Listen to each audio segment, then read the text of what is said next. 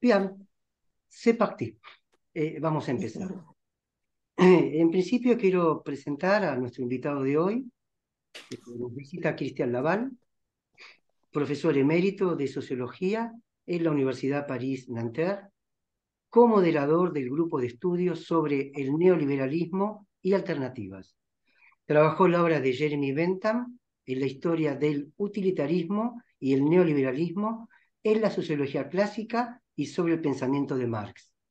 Actualmente prepara dos nuevas obras sobre el nuevo deseo de revolución y la cosmopolítica de los comunes. Escribe también su primera novela, Marx en América.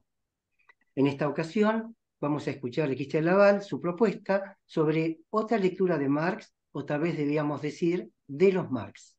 Je vais continuer en français. Aujourd'hui, nous accueillons Christian Laval, professeur émérite de l'Université Paris-Nanterre, co-animateur du groupe d'études sur le néolibéralisme et les alternatives. Il a travaillé sur l'œuvre de Jeremy Bentham, sur l'histoire de l'utilitarisme et du néolibéralisme, sur la sociologie classique et sur la pensée de Marx. Il s'est intéressé, dans le cadre de ses activités syndicales, aux transformations néolibérales de l'éducation. Il prépare actuellement des ouvrages sur le nouveau désir de révolution et sur la cosmopolitique des communs. Il publiera son premier roman, Marx en Amérique. À cette occasion, Christian Laval nous propose d'autres lectures de Marx, ou peut-être que devrions nous dire de Marx. Bien, on t'écoute, Christian, on Oh, commence. merci, merci Eduardo et bonjour à toutes et à tous. Bon, merci pour cette invitation, cette nouvelle invitation. Je suis très, très sensible au fait de pouvoir échanger avec vous, avec les psychanalystes en général, voilà, et surtout les lacaniens de tout pays. Bueno, Cristian agradece la invitación y el poder compartir con psicoanalistas, sobre todo lacanianos, que a él le interesa hacer ese intercambio. Alors, voilà, mon propos s'intitule Marx au pluriel. Mi tema Euh, se llama Marx en plural. alors, Marx est moins que jamais un auteur simple, unique, qu'on pourrait résumer à une seule doctrine. Le marxisme auquel on a identifié la pensée de Marx a d'abord été l'œuvre des disciples, l'œuvre d'Engels, de la Deuxième Internationale, avant d'être revue, revisitée par Lénine, puis par Staline. Mais dès la mort de Marx, en fait, en 1883, on a commencé à édifier un Marx, j'appellerais un Marx monumental. On a construit l'image d'un fondateur. Et pour qu'il y ait fondation, il faut qu'il y ait des militants, il faut un parti, il faut une école. Introducción. Marx es menos que nunca un simple autor, único, resumido en una doctrina. El marxismo, con el que se ha identificado el pensamiento de Marx, fue primero obra de los discípulos, de Engels, de la Segunda Internacional, antes de ser revisitado por Lenin y luego por Stalin. Desde la muerte de Marx, en 1883, se ha construido un Marx monumental, se ha construido la imagen de un fundador. Para que haya una fundación, tiene que haber militantes, tiene que haber un partido, tiene que haber una escuela. Mais en fait, si on regarde bien, depuis un siècle, la découverte de nouveaux manuscrits n'a cessé de venir bousculer en fait les réceptions orthodoxes et donc de bousculer l'édifice.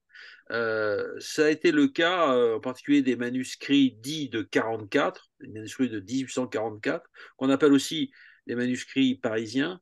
Et puis ça a été aussi le cas de textes importants comme l'idéologie allemande, textes qui ont été introduits dans les années 30, enfin en 1932. Donc après la construction du Marx monumental de la deuxième et qui a été poursuivi par la troisième internationale. Pero durante más de un siglo, el descubrimiento de manuscritos ha seguido sacudiendo las recepciones ortodoxas. Este fue el caso de los manuscritos de 1844, también llamados manuscritos de París, o de la ideología alemana, textos que fueron reintroducidos en 1932, tras la construcción del monumental Marx de la Segunda Internacional, continuado por la Tercera Internacional. Ce qui est encore tout à fait étonnant, c'est qu'on découvre toujours de nouveaux aspects de Marx, d'autres Marx en quelque sorte, au fur et à mesure de la connaissance que l'on prend de manuscrits inédits, de cahiers de notes extrêmement nombreux, ou encore d'articles de journaux qui étaient connus, mais qui étaient depuis longtemps négligés, qu'on avait écartés. Alors je voudrais ici interroger cette pluralité croissante de Marx, qui ne tient pas seulement à la publication de nouveaux inédits, mais surtout finalement à la connaissance plus précise que l'on a de ce qu'on appelle le dernier Marx et de l'écho des thèmes qu'il a développés dans qui font écho aujourd'hui aux débats, aux questions politiques d'aujourd'hui.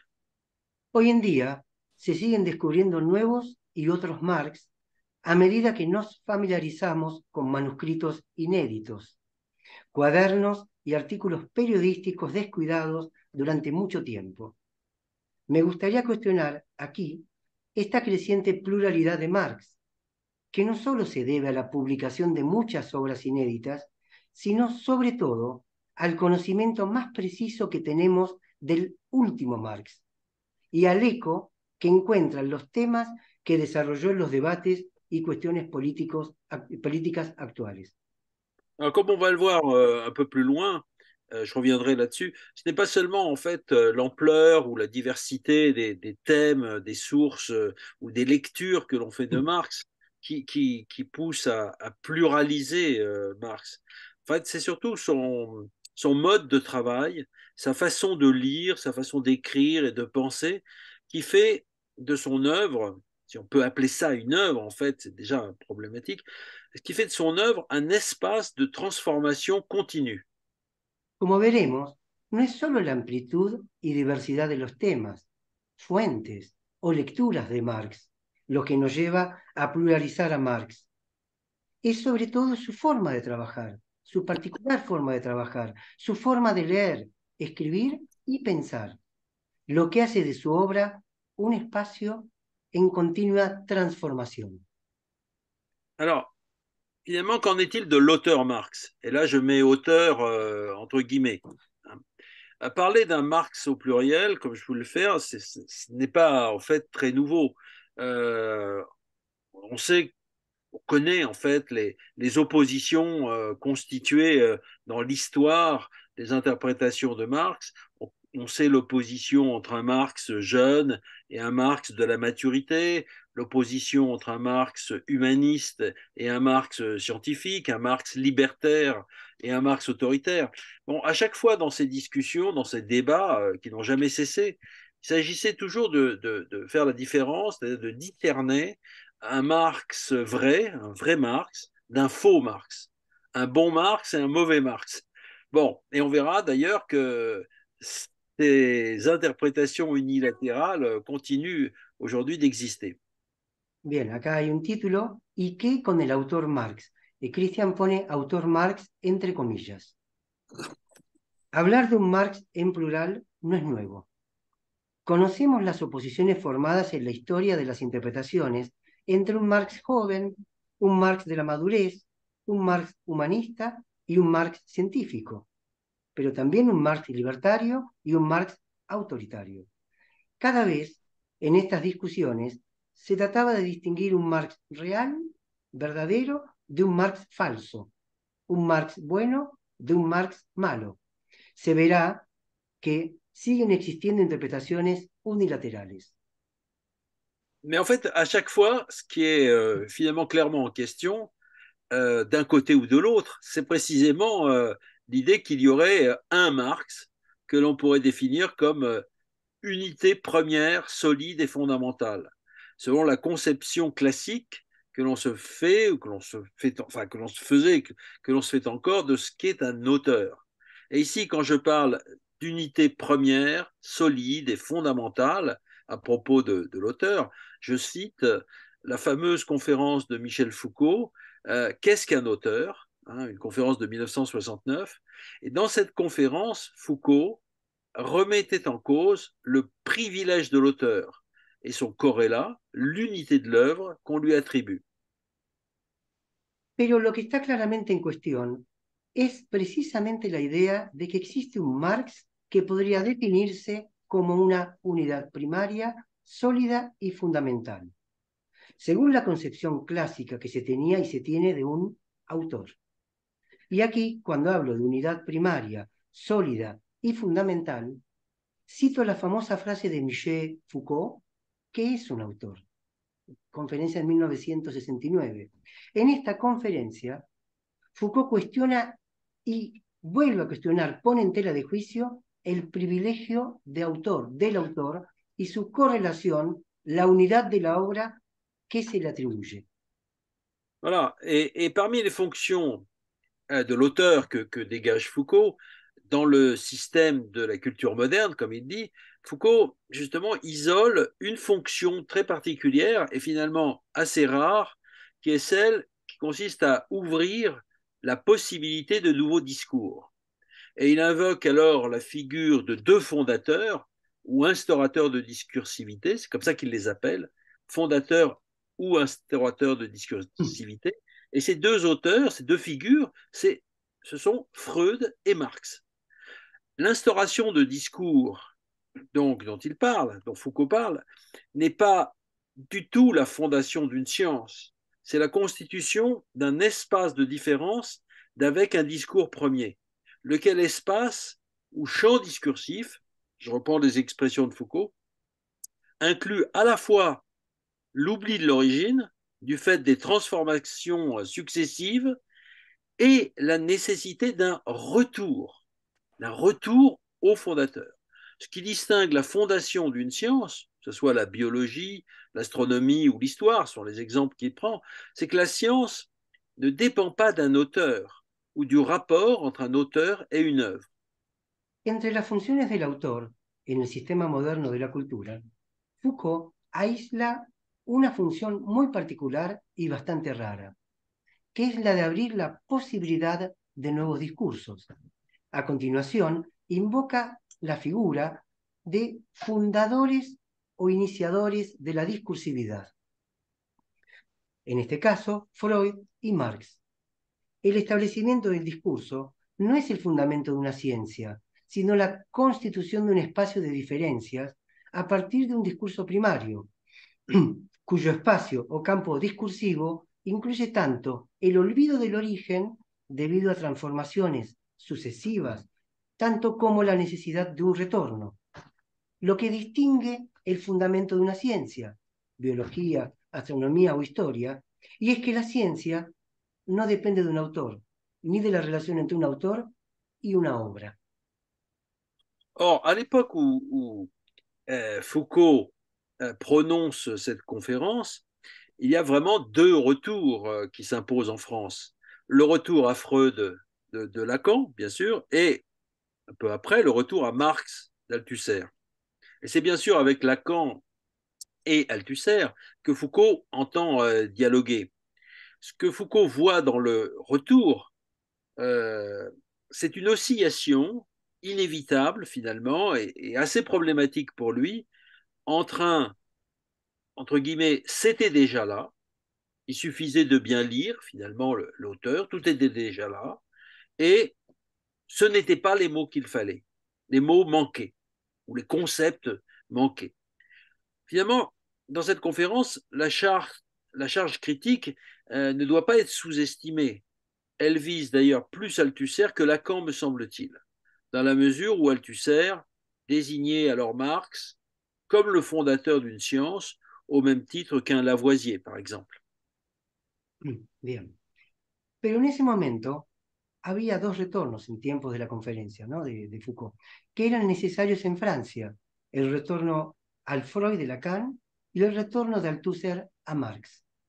Y es, por supuesto, con Lacan y con Althusser con quienes Foucault pretende dialogar. Lo que Foucault ve en el regreso es una oscilación inevitable y en última instancia bastante problemática, entre, esto va entre comillas, entre un ya estaba ahí, bastaba con leer bien, y un, entre comillas también, no eran las palabras correctas, faltaban las palabras, etc. No debe subestimarse la carga crítica de la conferencia. Me parece que se dirige más bien al Althusser que a Lacan, en la medida en que Althusser designaba entonces a Marx como el fundador de una ciencia de la misma manera que a Lavoisier. Alors, dans le retour à Marx d'Althusser, il y a évidemment plusieurs Marx.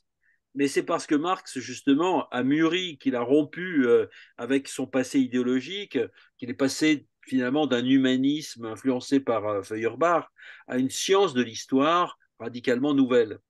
Mais au fond, c'est toujours le même auteur, mais qui a évolué d'un point à un autre, qui a accompli un saut, ou en termes que Althusser emprunte à Bachelard, qu'il a réalisé une coupure épistémologique. Ainsi, aurait-on affaire à ce qu'on peut appeler une pluralité diachronique de Marx. Un Marx avant Marx. Évidemment, on peut aussi dire un Marx après Marx, mais sur la ligne du temps.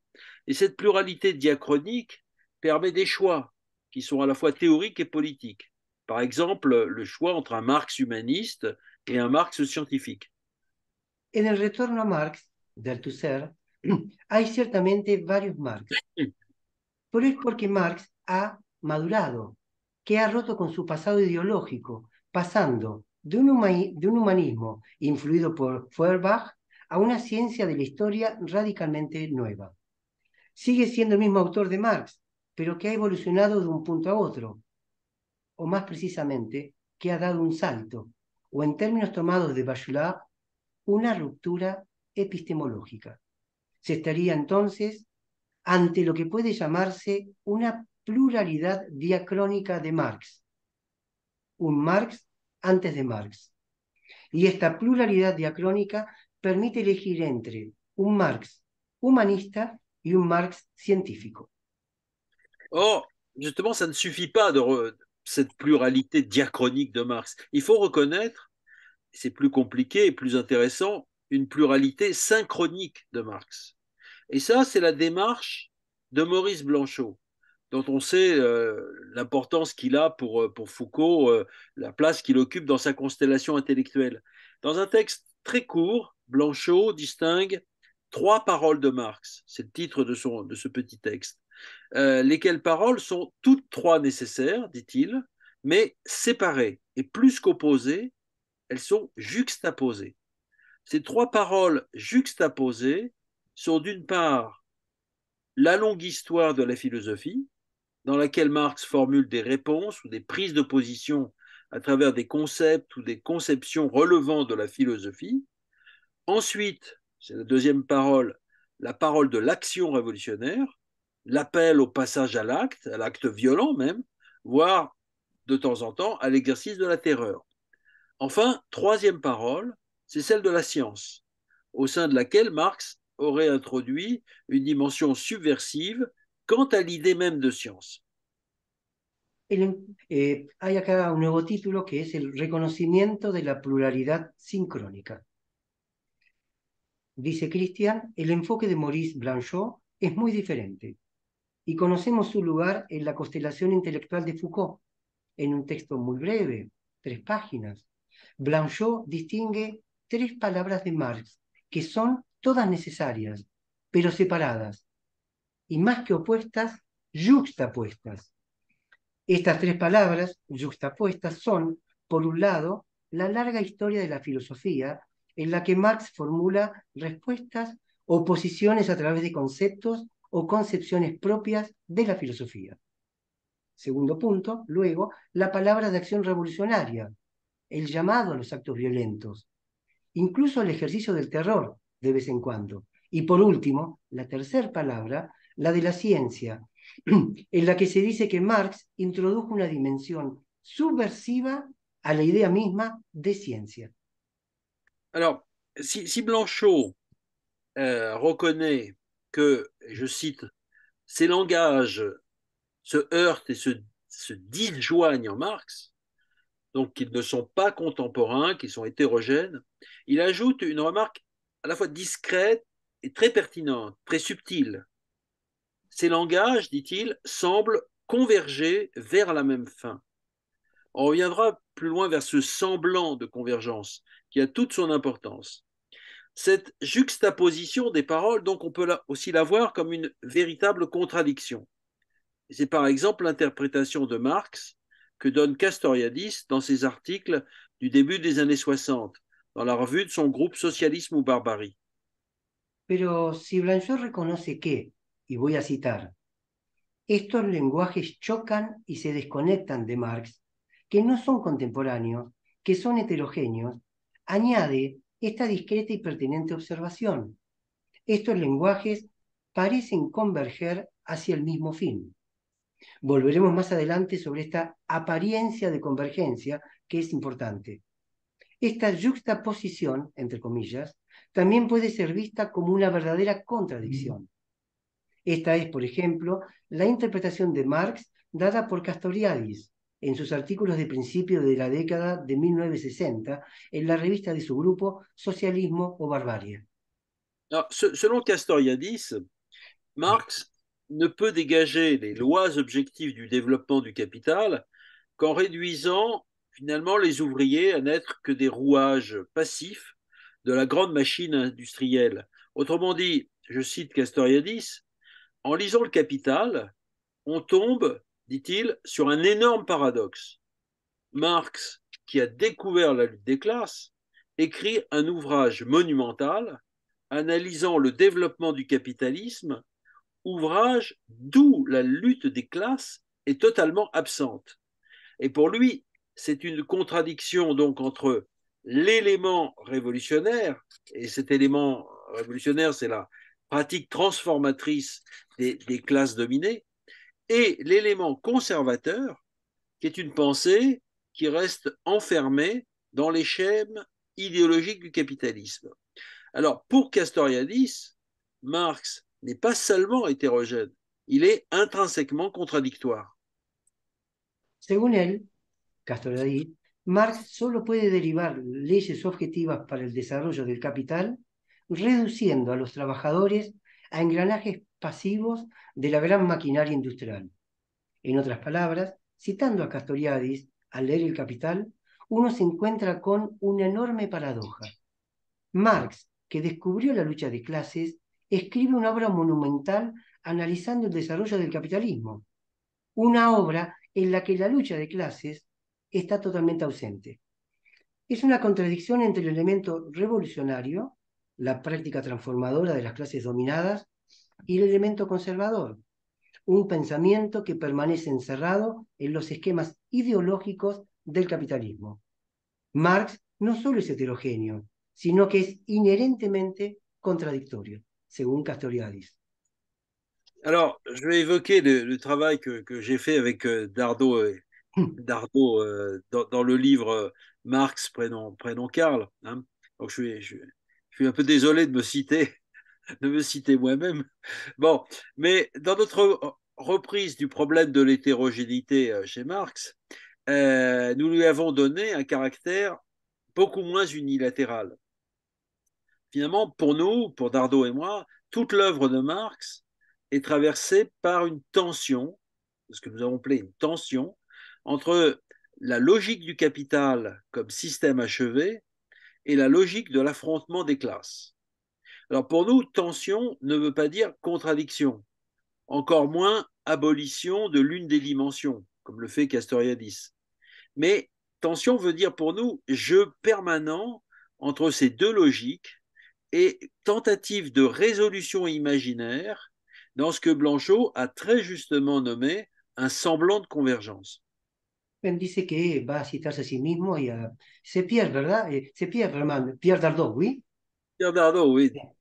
Pierre Dardot, que es con quien ha escrito el libro que hemos puesto en la portada de la conferencia de Christian Laval en este momento. Entonces, citándose a sí mismo, dice, Dardot y yo, en nuestro resurgimiento del problema de la heterogeneidad durante la escritura de nuestro libro sobre Marx, nombre de pila Karl, le hemos dado un carácter mucho menos unilateral. Toda la obra de Marx está marcada por una tensión entre lo que hemos llamado la lógica del capital como sistema terminado y la lógica de la confrontación de clases. La tensión no significa contradicción, ni mucho menos la abolición de una de las dimensiones, sino una interacción permanente entre estas dos lógicas y un intento de una resolución imaginaria en lo que Blanchot llamaba acertadamente una apariencia de convergencia. Esto último, entre comillas. Voilà, alors la première logique, celle de la logique du capital comme système achevé, cette première logique est une perspective systémique aux accents qui est très souvent déterministe, évolutionniste, une logique qui interprète les phénomènes et les moments historiques en fonction d'une nécessité de l'histoire qui leur préexiste et dans lequel ces phénomènes et ces moments historiques viennent se loger plus ou moins harmonieusement. Dans cette perspective, les classes sociales sont des produits du développement du capital, des conditions de son fonctionnement qui n'ont en quelque sorte pas de vie propre. Leur histoire se confond entièrement avec l'histoire du capital. Et c'est là une intelligibilité historique qui relève donc entièrement de la logique du capital. La primera lógica, la del sistema terminado o acabado, es una perspectiva sistémica, a menudo con tintes deterministas y finalistas, que interpreta los fenómenos y momentos históricos de acuerdo con una necesidad de la historia que los preexiste y en la que llegan a alojarse más o menos armoniosamente. Desde esta perspectiva, las clases son productos del desarrollo del capital, de las condiciones de su funcionamiento que no tienen vida propia.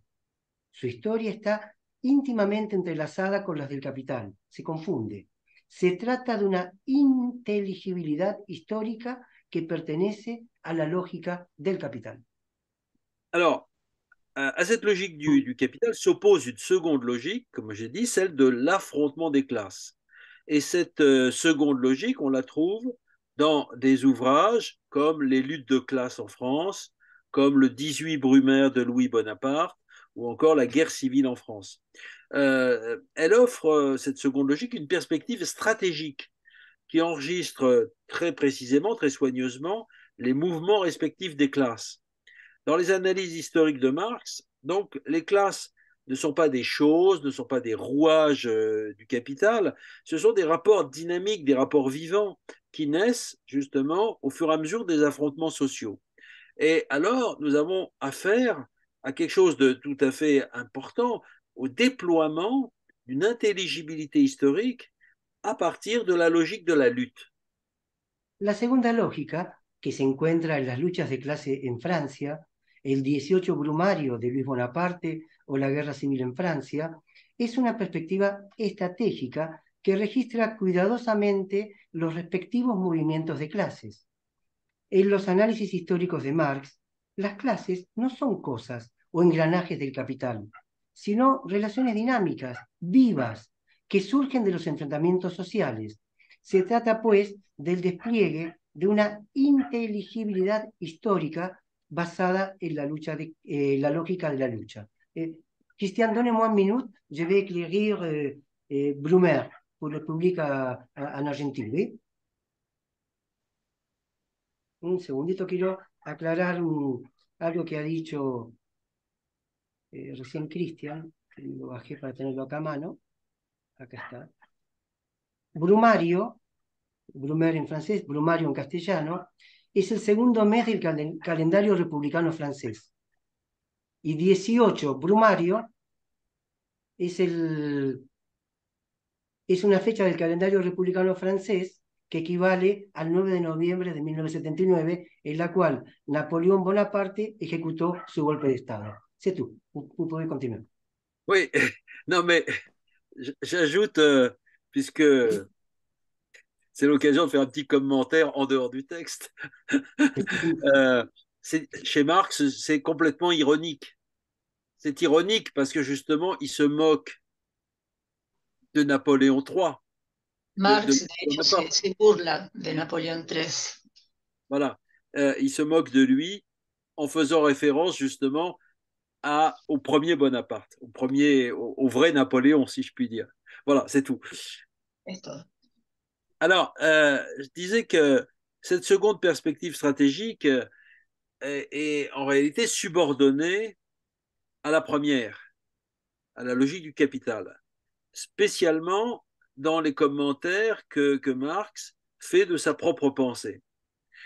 Si c'est la logique du capital, finalement, qui tend à l'emporter dans l'ensemble de sa pensée, et sur ce point, Marx est assez explicite dans la représentation qu'il donne de lui-même, de son œuvre et de sa pensée, il n'en reste pas moins que la logique de la lutte est également présente dans tous ces textes, lesquels doivent donc être regardés principalement sous l'angle de leur hétérogénéité et de leur tension. Bien, esta segunda perspectiva estratégica está a menudo subordinada a la primera, especialmente en los comentarios de Marx sobre su propio pensamiento. Si es la lógica del capital la que tiende a prevalecer en el conjunto de su pensamiento, y en este punto Marx es bastante explícito en la representación que hace de ella, no es menos cierto que la lógica de la lucha también está presente en todos sus textos, que por lo tanto deben ser considerados principalmente desde el ángulo de su heterogeneidad. Voilà. Alors, le problème se pose évidemment de savoir comment s'opère la jonction ou la suture entre ces deux logiques. Pour Dardot et moi-même, nous y répondons en disant que c'est la projection sur l'horizon historique du communisme qui permet à Marx d'opérer l'articulation, donc sur le plan imaginaire, d'un développement objectif du système capitaliste, ça c'est le pôle de la nécessité systémique, et d'une lutte entre les classes qui comporte une dimension hasardeuse, qui est le pôle de ce qu'on pourrait appeler la pôle de la contingence polémique, au sens de polémos de la guerre. Quand Blanchot ajoute qu'il y a chez Marx un semblant de convergence, et ce qui est une remarque absolument remarquable, absolument géniale, hein, nous y voyons, nous, un effet de croyance, c'est-à-dire un article de foi dans la convergence du nécessaire et du contingent, de l'objectif et du subjectif, de la détermination et du hasard. En fait, ça parle sans doute aux psychanalystes, pour nous, le communisme, chez Marx, c'est le col imaginaire qui fait tenir ensemble les deux logiques qui sont présentes dans tous les textes de Marx. ¿Cómo funciona la sutura, la juntura entre estas dos lógicas? Y él dice que es la propuesta de él y lo que ha escrito junto con Pierre Dardot, y proponen proyectando el comunismo en el horizonte histórico. De esta forma, Marx articula en un nivel imaginario un desarrollo objetivo del sistema capitalista, el polo de la necesidad sistémica y una lucha entre clases que siempre tiene una dimensión peligrosa, el polo de la contingencia polémica, y aclara Christian Laval en el sentido de polemos, la guerra. Cuando Blanchot añade que hay en Marx una apariencia de convergencia, vemos en ello un efecto de creencia, un artículo de fe en la convergencia entre lo necesario y lo contingente, de lo objetivo y lo subjetivo, de la determinación y el azar. El comunismo sería la juntura, el pegamento imaginario que mantiene unidas estas dos lógicas. Voilà. Alors, en fait, je voudrais continuer en disant qu'on a découvert, on découvre tous les jours de nouveaux Marx, et en ce moment, notre actualité, l'actualité de Marx, si je puis dire, c'est qu'on découvre des nouveaux Marx, des tout nouveaux Marx. On découvre un Marx anticolonial et un Marx écologiste. Bien, dice Christian que él sigue leyendo, investigando y que sigue descubriendo nuevos Marx. En este caso nos va a proponer un Marx anticolonial y también un Marx écologiste. Voilà.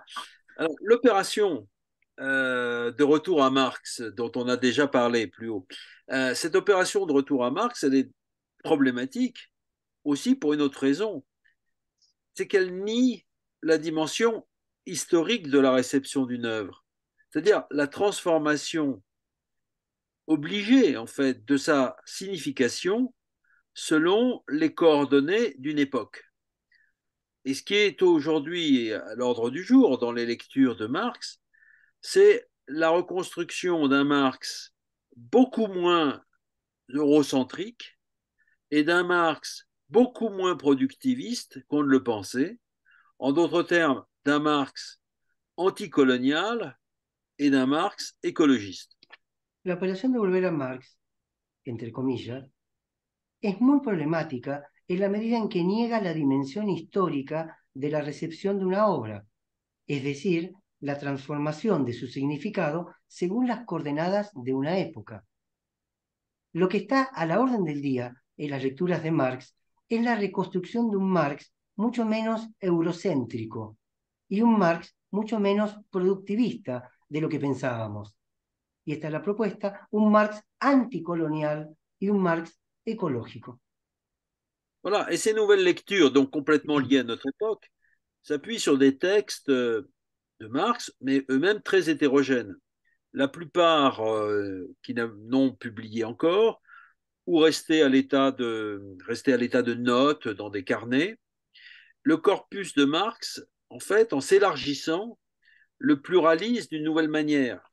C'est-à-dire qu'il s'agit de montrer aujourd'hui, texte à l'appui, que Marx est un penseur de notre temps et non un penseur qui n'aurait dit des choses intéressantes que dans un cadre temporel et spatial très restreint et désormais clos.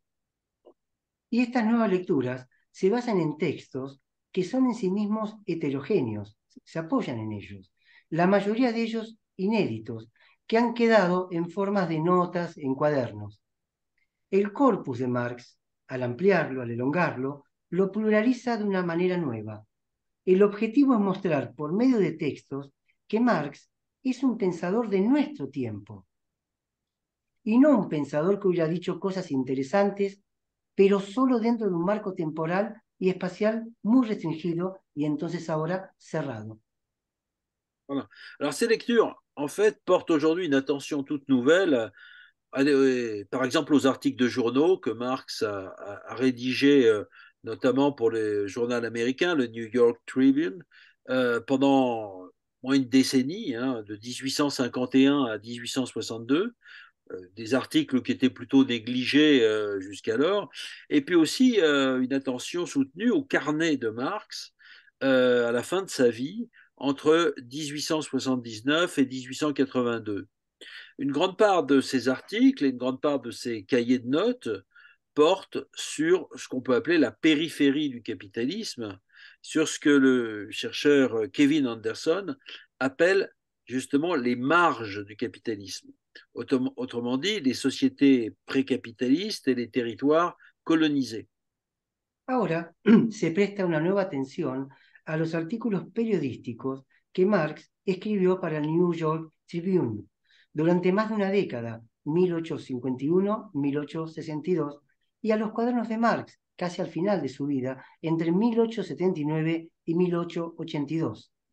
Gran parte de sus artículos y notas se centran en la periferia, entre comillas, del capitalismo, en lo que Kevin Anderson llama los márgenes del capitalismo, es decir, dicho de otro modo, las sociedades precapitalistas y los territorios colonizados. Alors, ce travail de relecture ou de redécouverte fait voir donc un Marx assez différent de l'évolutionniste centré sur les pays capitalistes développés et notamment sur l'Angleterre. Alors, il est vrai que dans les années 50, Marx avait eu tendance, et de façon assez explicite, à juger positive la modernisation forcée, contrainte de ces sociétés, notamment de la société indienne, de l'Inde. Et pourtant, à la fin de sa vie, il adopte une attitude très différente. Hein. Dans les années 50, il restait fidèle à la vision qui avait été formulée dans le manifeste communiste, celle de l'unification du monde par le moyen du marché universel.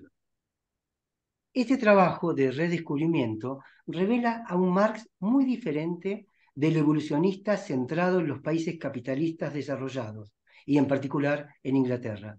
Mientras que en las décadas de 1818 y 1950, Marx había tendido a ver positivamente la modernización forzada de estas sociedades, especialmente de la India, al final de su vida adoptó una actitud muy diferente.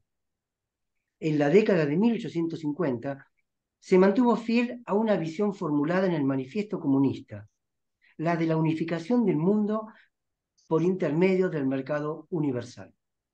Alors, à la fin de sa vie, enfin, il est difficile de dater exactement le moment, mais il opère en fait une sorte de renversement de perspective. Plutôt que de dévaloriser les formes archaïques des sociétés, il en fait plutôt ressortir le caractère, on pourrait dire paradoxalement progressiste, si on peut dire, du fait de la persistance dans ces sociétés de formes de propriété ou des formes de coopération communautaire qui pourraient servir justement de base au communisme du futur, en se mariant, en s'articulant avec le mouvement ouvrier européen et les forces productives modernes. C'est ce qu'il répond, par exemple, dans un échange très important et très intéressant en 1881, dans une lettre fameuse à une populiste russe du nom de Vera Zasulich, qui lui demandait s'il était d'accord, lui, Marx, avec ses disciples, les marxistes russes, qui souhaitaient la disparition de la commune russe traditionnelle. Al final de su vida, aunque es difícil fechar exactamente cuándo, cambió su perspectiva. En lugar de devaluar las formas arcaicas de las sociedades, destaca su carácter paradójicamente progresista, debido a la persistencia de formas de propiedad y cooperación comunitarias que podrían servir de base para el comunismo del futuro, al casarse con el movimiento obrero europeo y las fuerzas productivas modernas. Y es esto lo que respondió, por ejemplo, en 1881, en una famosa carta. Ella tiene unas cartas, según dice Christian Laval, con una populista rusa, cuyo nombre es Vera Zasulich, según Christian son muy interesantes, quien le preguntó si estaba de acuerdo a Marx con los marxistas rusos que querían la desaparición de la comuna rusa tradicional. Voilà, autrement dit, vers la fin de sa vie, justement, Marx devient un anticolonialiste de façon beaucoup plus percutante, beaucoup plus radicale et cohérente qu'on ne le pense.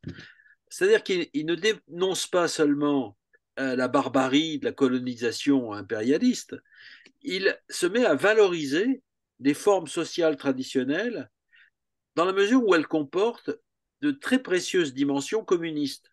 Et par là même, il met en question une lecture évolutionniste et déterministe de la transition de ces sociétés vers le capitalisme. L'Inde, la Chine, l'Algérie ou la Russie ne sont plus condamnées du tout à suivre le modèle anglais. Elles peuvent suivre leur voie propre. En otras palabras, Marx se vuelve anticolonialista de una manera mucho más poderosa y coherente de lo que uno podría pensar.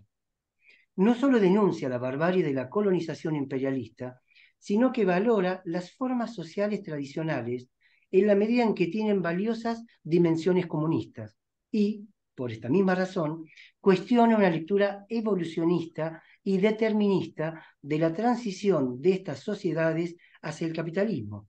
India, China, Argelia o Rusia no están condenados a seguir el modelo británico. De ce fait, il remet au premier plan la logique de l'affrontement.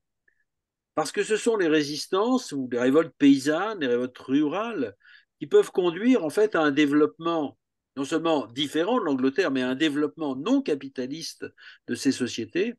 Et même ce sont les luttes anticoloniales qui pourraient bien avoir un effet positif, un effet en fait de retour en quelque sorte sur le mouvement ouvrier dans les pays capitalistes. Como resultado, vuelve a poner en primer plano la lógica de la confrontación. Es la resistencia y la revuelta campesina y rural la que puede conducir a un desarrollo no capitalista de estas sociedades. E incluso son las luchas anticoloniales las que pueden tener un efecto positivo para el movimiento obrero en los países capitalistas. Alors comment vient-il à ce renversement de perspective? Il y a évidemment l'attention qu'il porte aux luttes anticoloniales, aux luttes réelles, hein, a commencé d'ailleurs par la lutte des Irlandais, à laquelle il a toujours été très attentif, mais aussi la révolte des Sipais en Inde en 1857, mais aussi c'est lié à tout son intérêt, à ses multiples lectures de nature historique ou anthropologique, alors qui portent sur la Rome antique, l'Inde, la Chine, et puis aussi à la lecture d'un certain nombre d'anthropologues ou de juristes qui s'intéressent aux sociétés archaïques. C'est la lecture de Morgan ou de Maine, par exemple. Et ces lectures l'amènent à reconsidérer assez radicalement à la fois l'eurocentrisme et l'évolutionnisme qui lui est lié, qui en est le corrélat. ¿Cómo llega a este cambio de perspectiva? Está, por supuesto, la atención que presta a las luchas anticoloniales, empezando por la lucha de los irlandeses o con la revuelta de los cipayos en la India, 1857, pero también están sus numerosas lecturas de carácter histórico, la antigua Roma, la India, China, también las lecturas antropológicas, en particular la lectura de Morgan o Maine. Y estas lecturas le llevan a reconsiderar radicalmente tanto el eurocentrismo como el evolucionismo que es su correlato. Voilà, alors si on pourrait développer aussi, si on avait plus de temps, la découverte d'un Marx écologiste. Alors je mets Marx écologiste entre guillemets, parce que la formule est peut-être exagérée et symptomatiquement d'ailleurs assez anachronique. Mais enfin, tout un courant exégétique aux États-Unis d'abord, et puis un peu partout dans le monde, et notamment au Japon, avec Kohei Saito, découvre en ce moment, et enfin en ce moment depuis quelques années, les remarques, les notes, les commentaires que Marx a produits sur ce que Marx appelait la rupture de métabolisme entre société et nature. Et ceci du fait du capitalisme agraire à la recherche de l'intensification productive. Et au fond, c'est en lisant des ouvrages et des articles de chimie organique, notamment ceux du baron Justus von Liebig, que Marx met à jour cette contradiction entre la recherche des rendements les plus élevés en agriculture et l'épuisement des sols. Dice Cristian, si dispusiera de más tiempo, podría desarrollar este descubrimiento, y lo pone entre comillas, Marx ecológico, porque dice que es una fórmula ciertamente exagerada y sintomáticamente anacrónica. Pero dice, toda una corriente exegética, primero en Estados Unidos, luego en todo el mundo, y en lugares tan lejanos como Japón, Kohei Saito, descubrió las observaciones, notas y comentarios que Marx produjo sobre la ruptura del metabolismo entre la sociedad y la naturaleza como resultado del capitalismo agrario en busca de la intensificación productiva. Fue a través de la lectura de libros y artículos sobre química orgánica, especialmente los del barón Liebig, que Marx sacó a la luz esta contradicción entre la búsqueda de los mayores rendimientos en la agricultura y el agotamiento del suelo. Alors cette dimension écologiste chez Marx n'avait vraiment jusque-là fait l'objet d'aucune attention particulière, sauf vraiment en note de bas de page, pas plus d'ailleurs que le Marx anticolonial que j'ai évoqué plus haut. Au contraire, on avait souligné, et d'ailleurs à juste titre, combien on trouvait plutôt chez Marx une véritable apologie du développement des forces productives, lequel justifiait le capitalisme comme moment nécessaire dans l'histoire. Alors aujourd'hui, on voudrait oublier cette dimension pourtant massive au profit de considérations écologistes qui se trouvent incontestablement, elles aussi, chez Marx. Esta dimensión ecológica en Marx no había sido objeto de ninguna atención particular hasta entonces, como tampoco lo había sido el Marx anticolonial mencionado anteriormente. Por el contrario, Marx señalaba acertadamente hasta qué punto se encontraba en Marx una verdadera apología del desarrollo de las fuerzas productivas, que justificaba, por supuesto, el capitalismo como un momento necesario de la historia,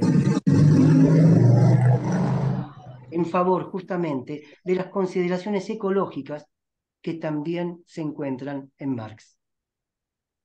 Alors, en conclusion, je dirais que c'est notre actualité qui fait paraître Marx sous un jour nouveau, qui fait cette découverte, qui les découvre dans des écrits qui sont inédits ou négligés.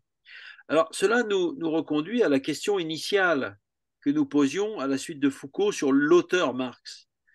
Et il faudrait ici évoquer la manière de travailler de Marx, une manière finalement très spéciale, une manière qui l'empêche de faire livre, de faire des livres, qui l'empêche d'achever des œuvres pourtant en train d'être écrites. Une manière qui fait obstacle à la constitution d'une œuvre qui serait close sur elle-même, qui fait obstacle à la réalisation d'une totalité. Para concluir, son nuestros acontecimientos actuales los que han hecho aparecer a estos Marx bajo una nueva luz, los que los descubren en escritos inéditos u olvidados. Esto nos lleva de nuevo a la pregunta original que hicimos después de Foucault sobre, entre comillas, el autor Marx. La forma de trabajar de Marx debe ser mencionada aquí, un modo muy especial que le impide hacer un libro, entre comillas, que le impide completar las obras en proceso de ser escrito, que dificulta la constitución de una obra encerrada en sí misma, que impide la realización de una totalidad.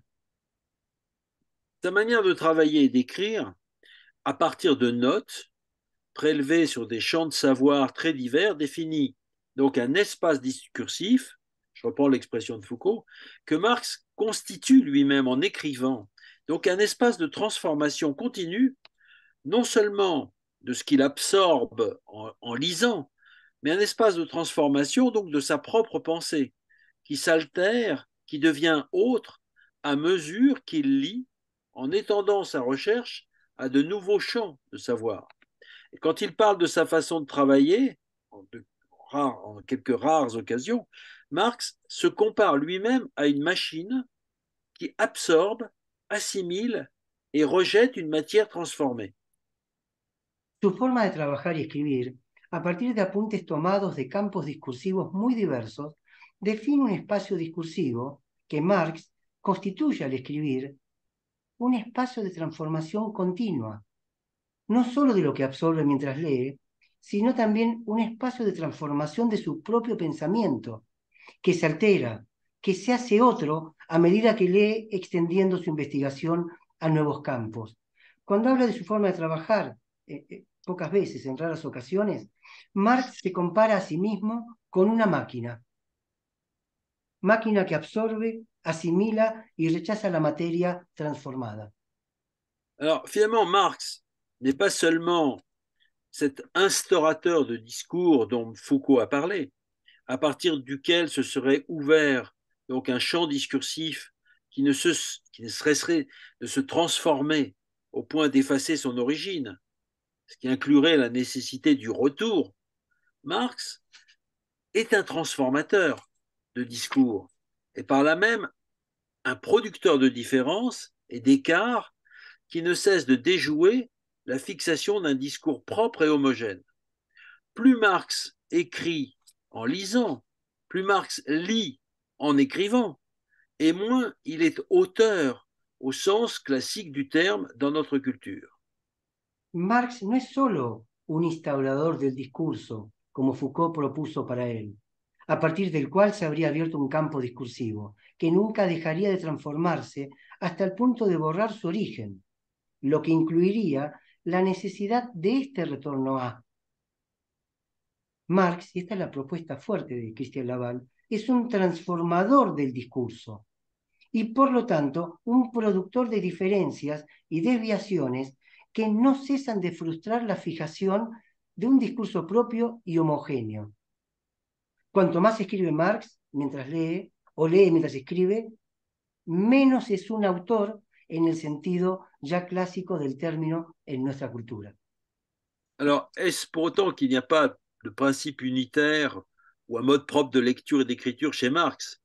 Bien sûr que si, il en existe un, peut-être en existe-t-il d'ailleurs plusieurs, mais enfin, ce n'est pas une doctrine qui est ce principe unitaire, doctrine fixe, déjà fixée, c'est une éthique, c'est une conduite. Et cette éthique, si on veut la définir, c'est la critique.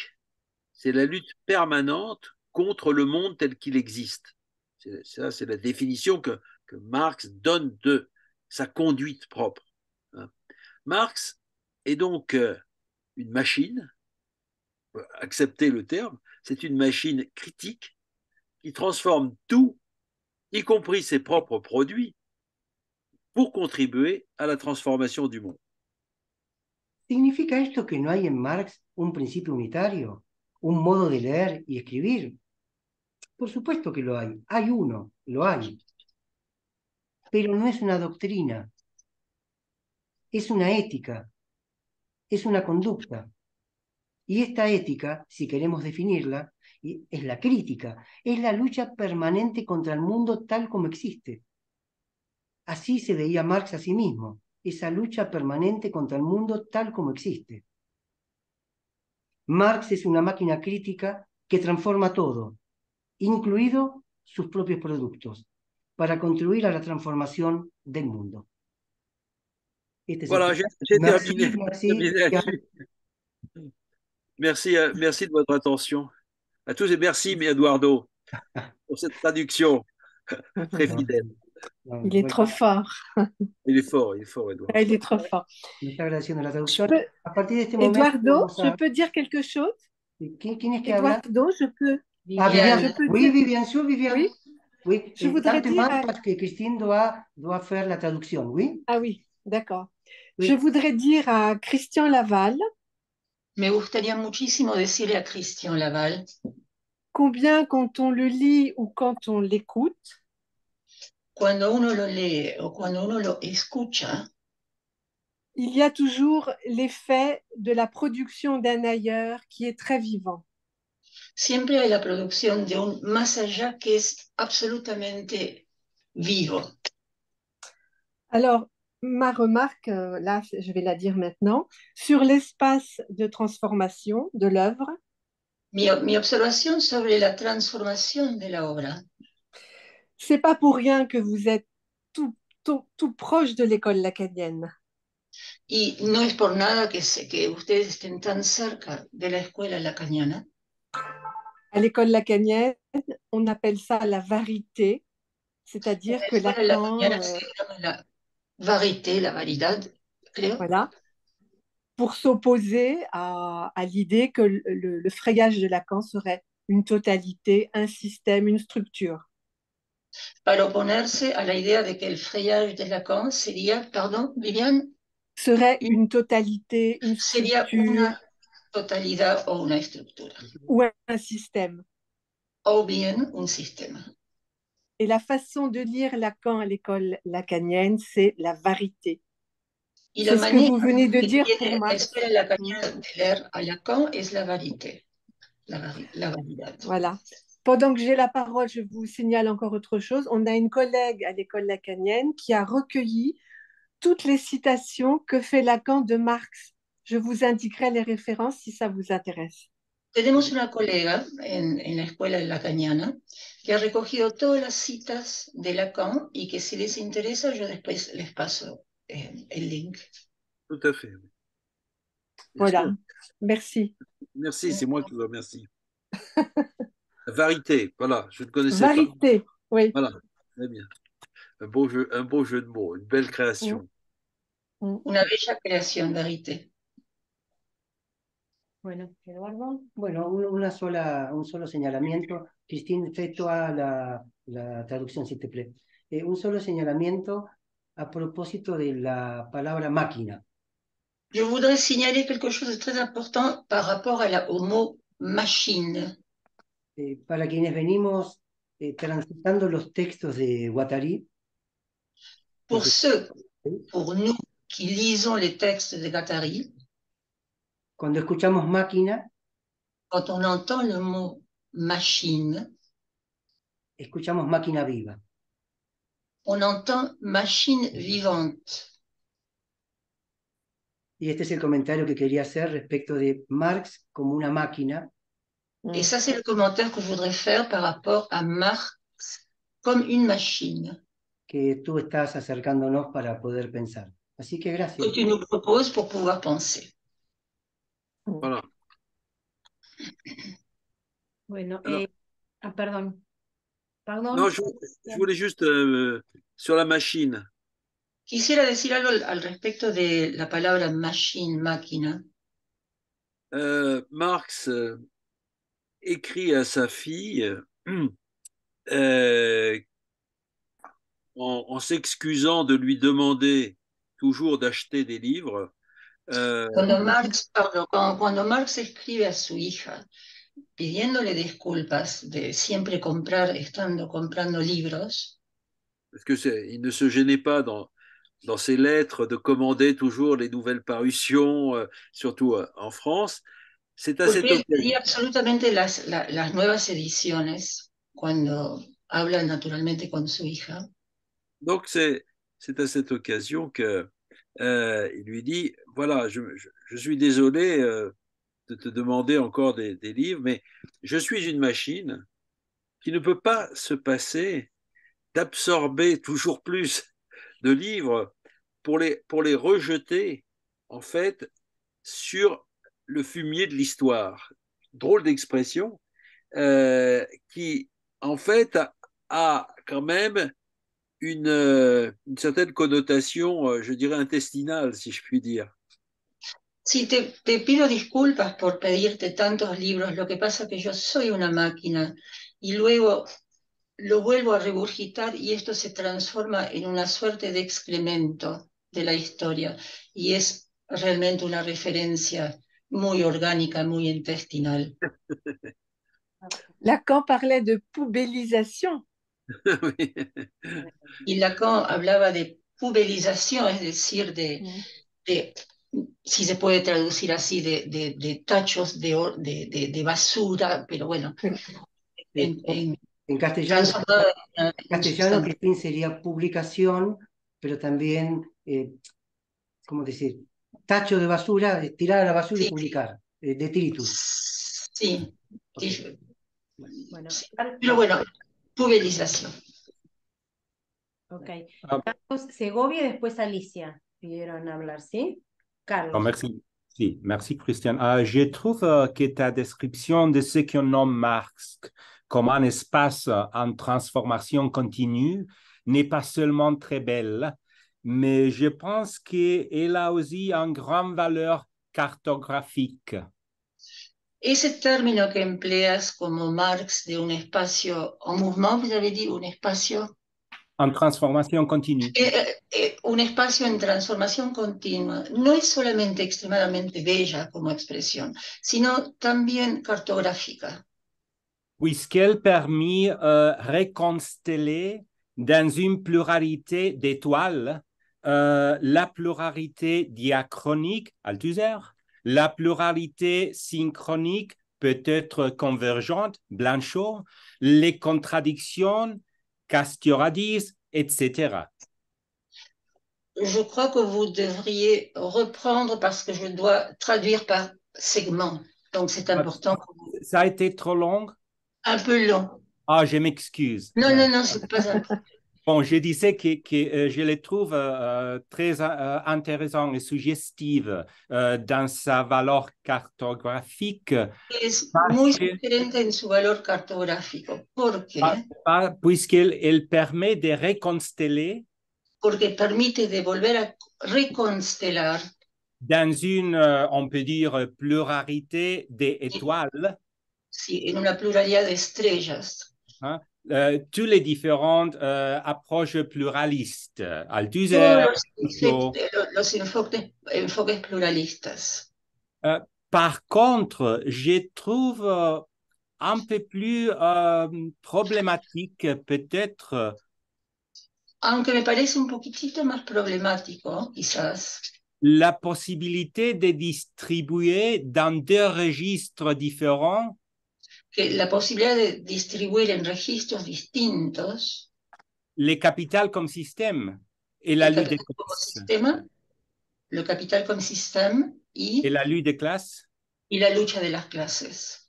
Parce que les deux sont en quelque sorte des systèmes d'axiomatiques signifiantes. Porque de alguna manera los dos son sistemas de acción, de axiomas. Axioma. De axiomas. Axiomas. Ce sont des axiomes signifiants, symboliques, on peut dire dans la terminologie lacanienne. Sí. Mais je termine, mais je trouve la ligne écologique que je ne connais pas Sí. vraiment fascinante. Encuentro este enfoque ecológico absolutamente fascinante. Parce que je le trouve plus insignifiant dans le sens de que ce n'est pas quelque chose prévu dans Lo l'axiomatique. encuentro más asignificante porque no está previsto, es inesperado. Es inesperado. Bon, c'est ça. Merci bien. C'est vraiment utile et suggestif. Hein? Merci bien. Gracias. Oui, un petit commentaire, une petite réponse. Un pequeño comentario. En fait, chez Marx, il y a vraiment ces deux façons de prendre l'histoire. Marx realmente adopta dos maneras de enfocar la historia.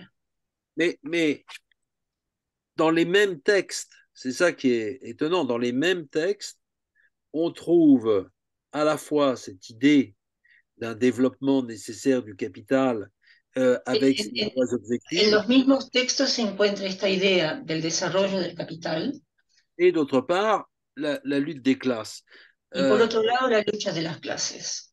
Y compris dans le grand ouvrage, Le Capital. Incluyendo en esa gran obra Das Kapital. C'est ce qui nous différencie, Dardo et moi, de Castoriadis. Eso es lo que nos diferencia, Dardo y yo, de Castoriadis.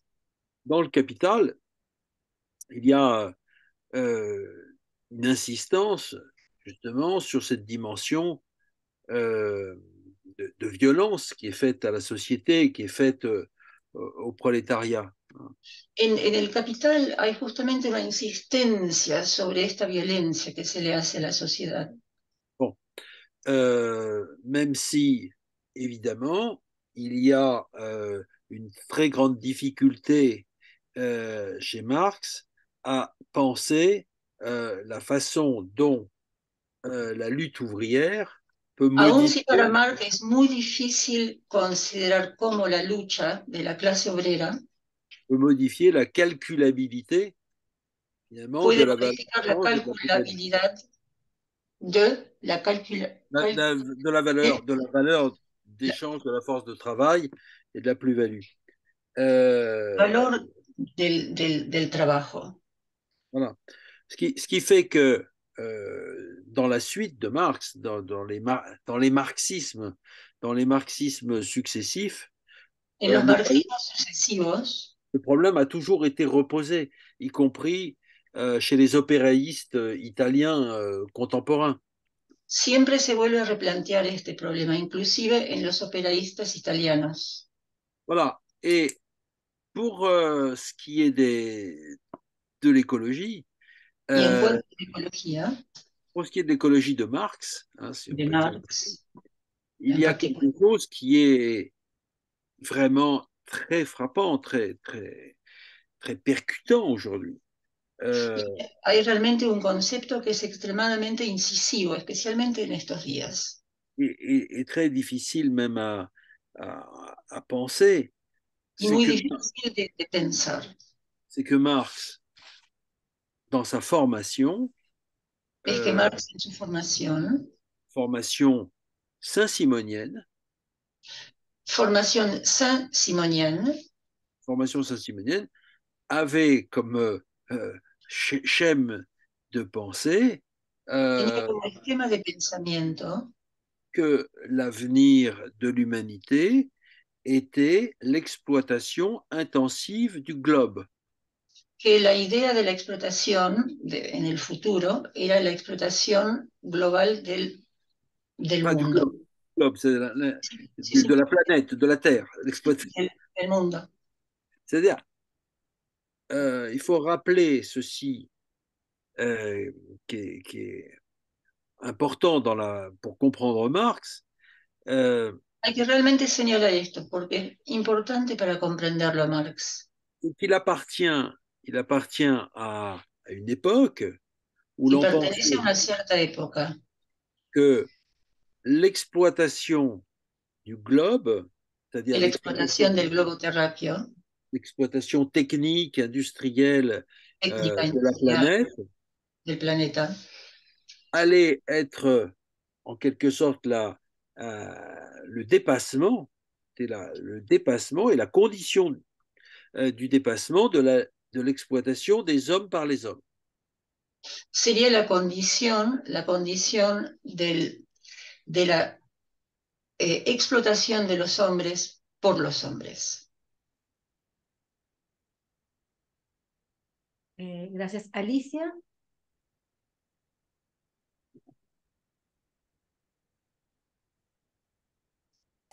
Sí, yo quería, si se pudiera detener en esta sutura de una perspectiva Je sistémica voudrais, si vous pouviez vous détenir un petit instant sur la suture y estratégica que está stratégique subordinada.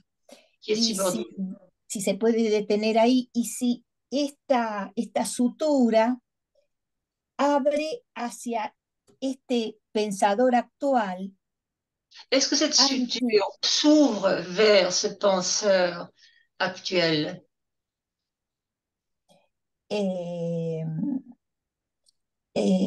Anticolonial y ecologista. Anticolonial et écologiste. Je vous pose cette question. Oui, il y a eu un problème d'écoute, une interruption là. Vous pouvez me répéter, me résumer? ¿Puede volver a resumir su pregunta, que hubo un corte de audio? Si la sutura ¿Es que la suture planteada entre una estrategia, entre un principio sistémico y estratégico, si se podía detener ahí en esa sutura, ¿Es que vous pouvez vous développer sur cette suture? Y si esa sutura es lo que nos va a llevar a esta lectura de Marx como anticapitalista y ecológico. Y es que cette suture va nous mener vers Marx, capitaliste et écologique. C'est une très bonne question, très bonne question. C'est qu'en fait, toute ce que j'ai appelé la suture ou la colle imaginaire qui fait que il y aurait convergence nécessaire, convergence entre la logique du capital et la logique de la lutte des classes.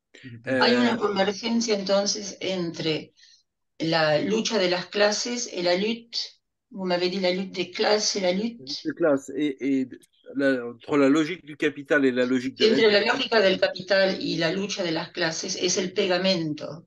Eh bien, cette colle imaginaire ou cette suture est vraiment remise en question à partir... Se vuelve a poner en tela de juicio esta sutura, este pegamento imaginario. À partir du moment où Marx pense que tous les pays ne vont pas suivre la voie de l'Angleterre, donc ne vont pas connaître le même développement des forces productives. En el momento que Marx no cree que seguirá la línea de Inglaterra. Voilà, c'est-à-dire, à un moment donné, il pense en termes, je dirais, multilinéaires. Il n'y a pas une seule ligne historique, il y a plusieurs lignes possibles. Si en algún momento dado él piensa en una línea múltiple, no solamente una sola línea histórica. Donc, on ne peut plus penser une fin unique de l'histoire s'il y a plusieurs lignes qui divergent. Por lo tanto, no se puede pensar en una sola línea histórica, puesto que hay tantas líneas históricas que divergen. Ça, c'est le premier élément. Deuxième élément. Eso es el primer elemento. Segundo elemento.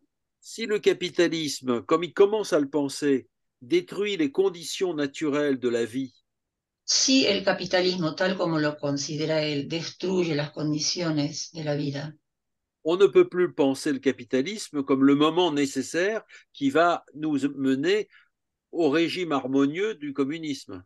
ya no se puede pensar más en el capitalismo como un régimen armonioso que nos llevaría hacia el comunismo. Donc, on peut dire que les nouveaux Marx, ce que j'ai appelé les nouveaux Marx, le Marx anticolonial et le Marx écologiste, Por eso podríamos decir que el nuevo Marx, los nuevos Marx, el Marx anticolonial, el Marx ecologista, ces deux Marx remettent vraiment en question ponen en tela de juicio le déterminisme et le finalisme de Marx. el determinismo y el finalismo de Marx. Voilà.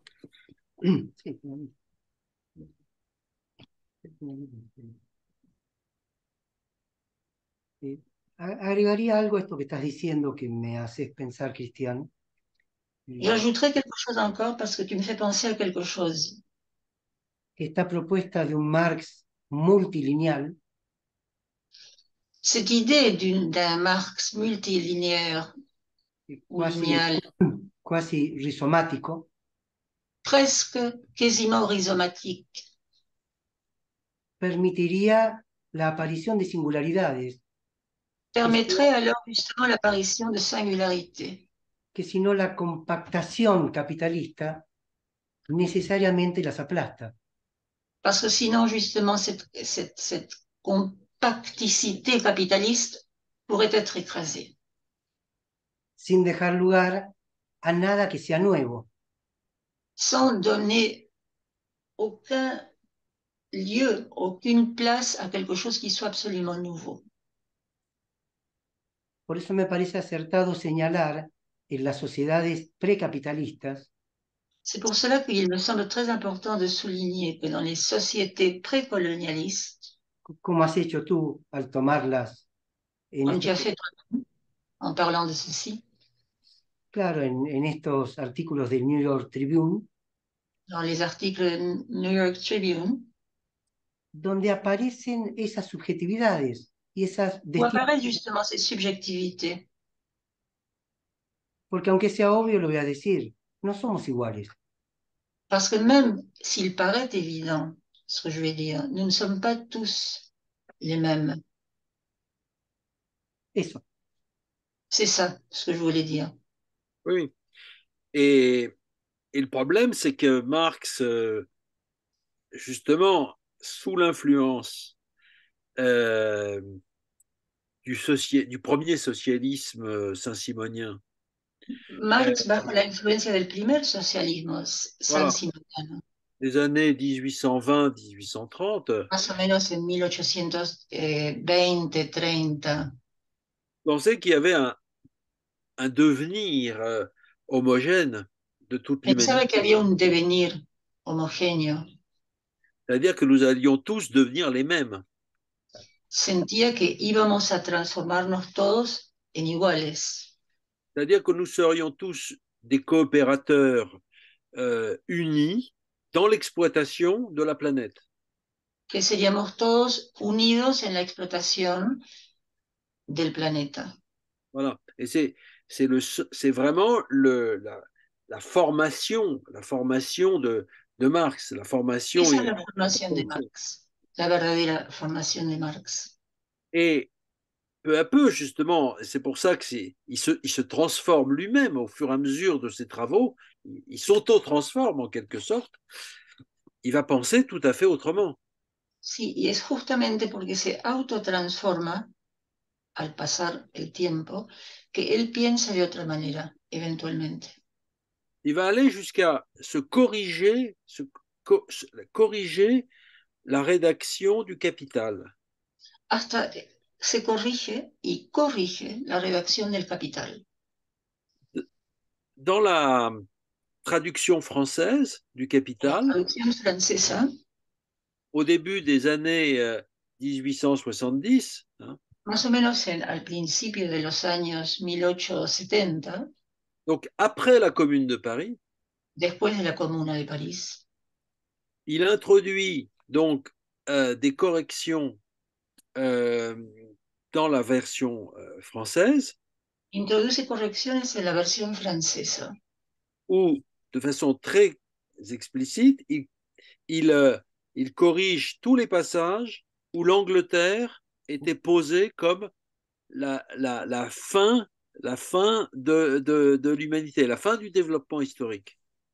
Sí, corrige en particular todas las partes donde Inglaterra está posicionada como el fin del trayecto histórico. Et ça, c'est vraiment très, très, très symptomatique de l'évolution l'évolution de sa pensée. Hein. Y eso es justamente muy sintomático de la evolución de su pensamiento. Et c'est aussi justement dans cette époque-là où il y a à la fois la Commune de Paris et puis les lectures qu'il fait, il y a la découverte de la présence presque spectrale, fantomatique du communisme.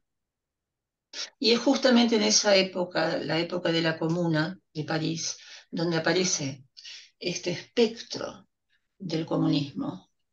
Le communisme, c'est pas seulement le communisme du futur, ni le communisme primitif.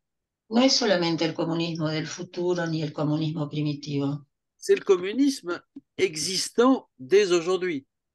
Es el comunismo que existe a partir de ahora. Voilà. Et c'est ça qui est, à mon avis, l'élément transformateur, enfin ce qui pousse à la transformation de sa réflexion.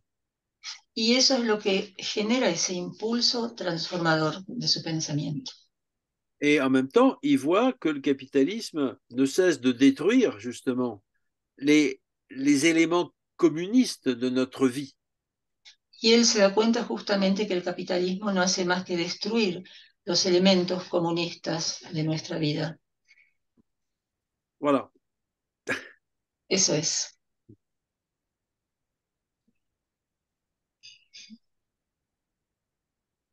Si alguien quiere hacer alguna pregunta, este es el momento para hacerlo. Inquietud o comentario respecto a lo escuchado. Yo quería saber si podía nombrar estas lecturas antropológicas. Nombró a dos autores. Est-ce que vous pourriez nommer les auteurs de ces lectures d'anthropologie? Oui, alors, les lectures de quoi qu'on fait aujourd'hui ou les lectures que Marx a faites? ¿Las lecturas de hoy en día o las lecturas que hizo Marx en su momento? Cuando, a ver, cómo llega esta perspectiva, y él nombra lecturas antropológicas, quand il arrive à une certaine perspective. Et alors vous mentionnez deux anthropologues.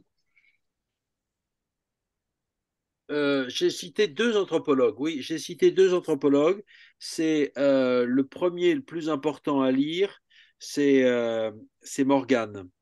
El primero es Morgan. Henry Lewis Morgan, qui a écrit donc un livre que Marx a lu, il l'a lu en 1879 ou 1880, donc tout à fait à la fin de sa vie. Lo leyó en 1880, alrededor del final de su vida. Alors, influyó mucho Marx. Le titre anglais, c'est Ancient Society, et en français, la traduction, c'est Société archaïque. Sí, sociedades arcaicas, Ancient Societies en inglés. Voilà. Et ça a été l'ouvrage qui a servi, enfin, ce sont les notes de lecture de Marx. Son las notas de lectura de Marx. Qui ont été la base de l'écriture par Engels, après la mort de Marx, de l'origine de la famille, de l'État et de la propriété. Enfin, je sais pas si por Engels, sí, sobre la familia, la propiedad, etc. Voilà, c'est-à-dire que Engels a simplement repris toutes les notes que Marx avait prises sur Morgan, et il en a fait cet ouvrage là. Mais en effaçant... Engels retoma las notas de Marx y vuelve a escribir un libro basado sobre las notas de Marx. En effaçant de façon tout à fait symptomatique le fait que pour Marx, le communisme qui était décrit, le communisme par exemple des Indiens iroquois, n'était pas quelque chose qui avait complètement disparu. Voilà. Borrando el hecho significativamente de que los indios de Iroquois de Estados Unidos no habían completamente desaparecido. Alors que pour Engels, il devenait clair à ce moment-là que toutes ces formes communistes de vie, de propriété et de travail étaient totalement en voie de disparition. Mientras que para Engels era absolutamente evidente que todas estas maneras de vida estaban en vías de desaparición. Bueno, estamos ya en momentos de cierre. Si alguien quiere sí agregar algo, como decía antes, este es el momento, porque si no vamos a proceder Gracias, Carlos. ¿Perdón? No, parce que Carlos dit muchísimas gracias y yo di muchísimas gracias. Estamos por hacer el cierre. Christian, je n'ai que mot de remerciement pour toi. On continúe notre amitié, no tengo más que palabras de agradecimiento. On se verá a Paris l'année prochaine, j'espère ça. Je te remercie beaucoup, beaucoup, beaucoup. Y le agradezco mucho, mucho, mucho tu entrega. Sé que tú nos has donné pour pouvoir réfléchir à partir de Marx. Pardon? Sí, sí. Ah, oui. Ce que tu nous as offert, oui. Digo que todo oui, lo que merci nos beaucoup. permite reflexionar a partir de este Marx como máquina y de un Marx que no en tant que machine. En tant que machine. Et je te remercie spécialement. Marx, en même temps que n'est pas Marx, al mismo tiempo que Marx. Así que muchas, muchas gracias. Merci beaucoup. Merci beaucoup. C'est moi qui vous remercie. Au revoir, merci. Gracias, Carlos Segovia, por estar hoy acá. Merci, Carlos. Merci, Christian. On pense aux Argentins et on pense à l'Argentine pour demain. Pardon? Merci. On pense aux Argentins et à toute l'Argentine pour demain, le jour des élections. Mucha suerte para la selección. Cuanto a las elecciones. Estar tanto de que mañana en Argentina tenemos elecciones y nos dice, bueno, que espera que a partir de mañana on est avec vous. Fuerza a todos nosotros. Vaya bien. Merci. Suerte. Merci, Christian. Merci, Christian. À bientôt. À bientôt.